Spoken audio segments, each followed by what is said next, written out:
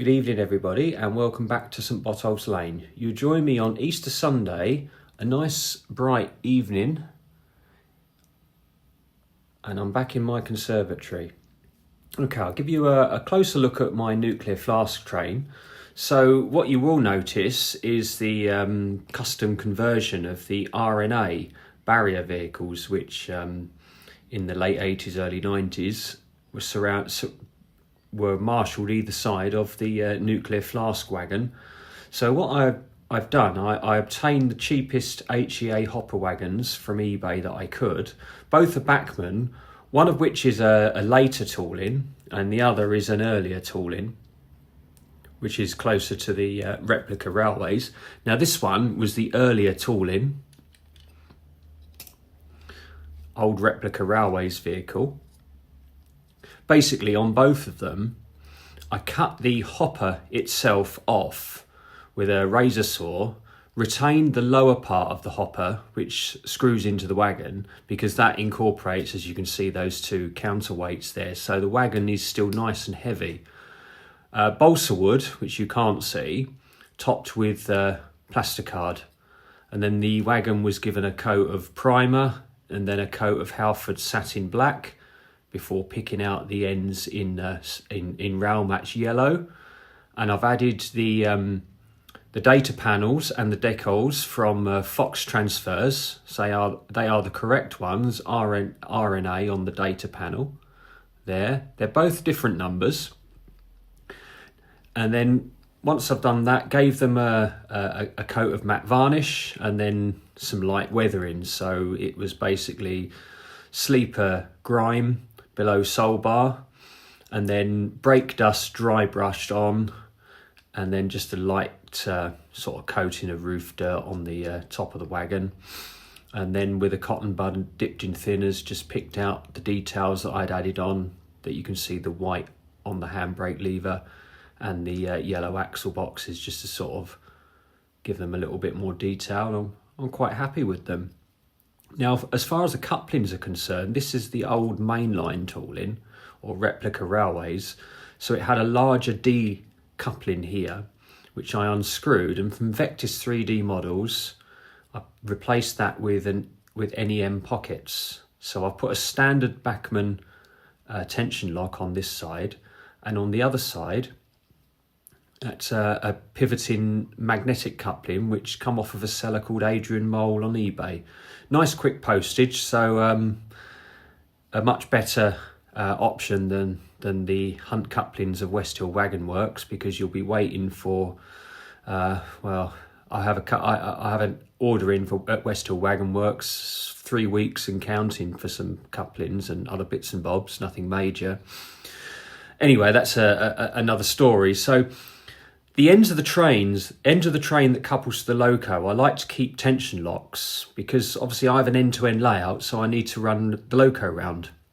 And it's a bit fiddly, especially under overhead line equipment, trying to separate magnetic couplings. So the part of the train that remains marshalled together is on magnets, and the part of the train that requires shunting and coupling, uncoupling, is still tension locks. So it's tension locks on either end of the barrier vehicles, and the brake van is later Bachmann with its original tension locks, because the move at St Botolphs Lane is the train runs into platform 2, the loco is released via the station crossover, back round the loco release road to run round its train, back onto the train, onto the brake van, detach the brake van, shunt that onto the loco release road, and then the locomotive then back onto the remaining wagons in platform 2, draw up, set back onto the brake van, brake test, and away she goes to the fiddle yard. So that's the move. And I kind of like these sort of prototypical short form trains, especially on a small layout. So these are the barrier vehicles. You could get away with running HEA hoppers in sort of rail freight red stripe, but I couldn't find any of those on eBay, and I kind of fancied having a go at a custom conversion. So I am pretty pleased with how they've turned out. The nuclear flask wagons, I was offered from a friend to buy 2 of them for a good price, so I took the opportunity and bought 2 of them. If I'd been buying them myself, I probably would have bought just the one, but 2 of them, this entire train just fits in behind the signals at St Botolphs Lane, so it's a pretty good length. I've weathered the flask with a wash of sleeper grime and roof dirt, and then the wagon has just been given a treatment of sleeper grime in the airbrush, and again rail match brake dust has been dry brushed onto the bogie detail, and then some of the dirt is then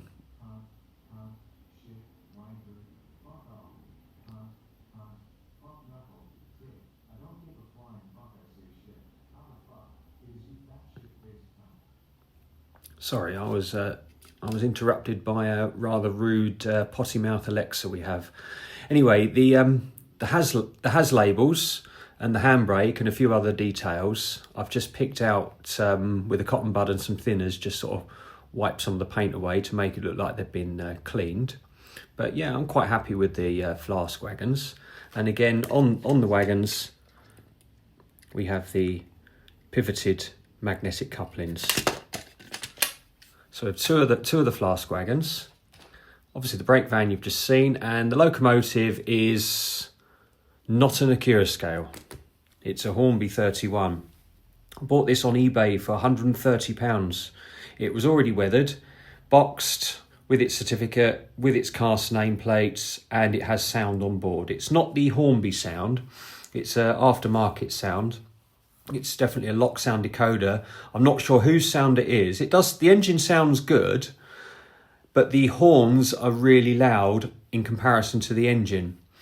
Now I have replaced the speaker because there was a very small sugar cube speaker, and that had been black tacked right on top of the gearbox housing on the above the bogie, and the loco was sometimes struggling moving away, and it turned out the black, there was so much black tack and that had got caught up in the worm drive. So I picked that all out with a pair of tweezers, and I've replaced the speaker with a bass reflex speaker, which now sits on top of some plasticard, which is sort of just below the fan here. So it's got a decent speaker, but the sound's still quite low, so I might look at having it reblown.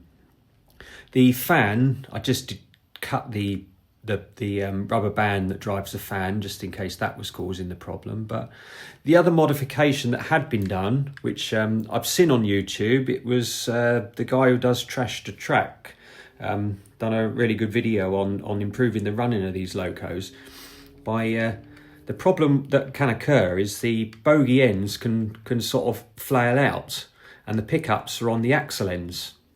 It's pickups on all wheels, but what happens is it loses the continuity because the bogies over the time flail out. So the modification is a basically brass rod to either end of the bogie to hold it in. Now when I bought this loco, this end had been done, but the inner ends hadn't. So I've done that mod to the inner ends. It was running absolutely fine pickup wise, but I just kind of done that as preventative maintenance.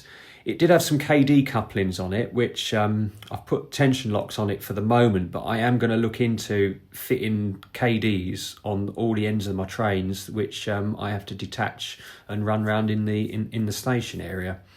So that's something to look into. So yeah, I'm pretty happy with the 31. It's the moulding, it's the later tooling, so it doesn't suffer with the body rot. And it does have the high intensity spotlight as well. Now I did disable the tail lamps because you can't switch the tail lamps on or off, and I don't like tail lamps on between the loco and the train. It's not prototypical, and I do feel the tail lamps are unnecessarily bright anyway. I think in the time period of my layout is if the driver remembers to turn them on, that's something. But even if they're on, they're, you know, with an incandescent lamp behind the lenses and the dirt, you would struggle to see them in real life. So I'm really not too bothered. The only time you kind of would expect the tail lamps to be on is when the loco runs around the train. But as I said, late 80s, early 90s, the driver couldn't be asked to put them on just for a run round. So yeah, that's the sort of the train set. I'll put it back on the layout, give you a look of it on the layout, and include some running sessions with the Flask train. So I hope you enjoy seeing those, and in the meantime I want to say thank you very much for watching, and I'll catch you again soon.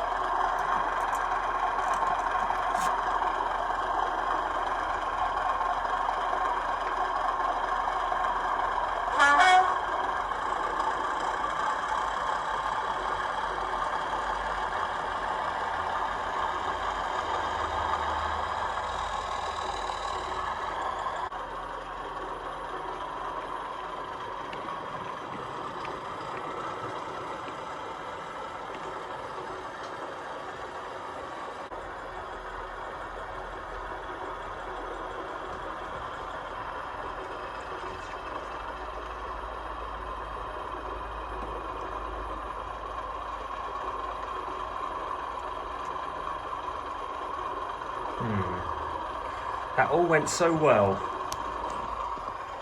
that some dickhead left a 31 on the blocks,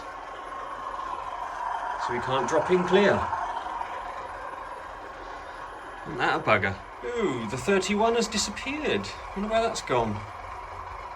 Well, at least we'll be able to drop this lot in clear. There we go. Yeah, set back.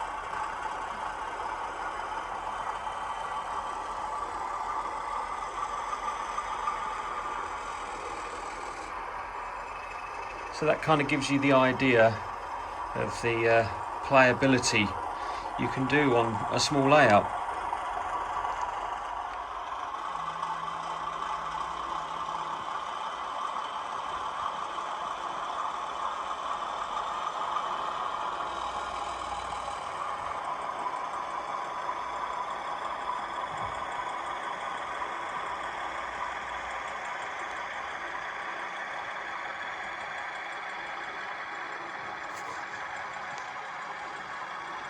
Oh, for fuck's sake.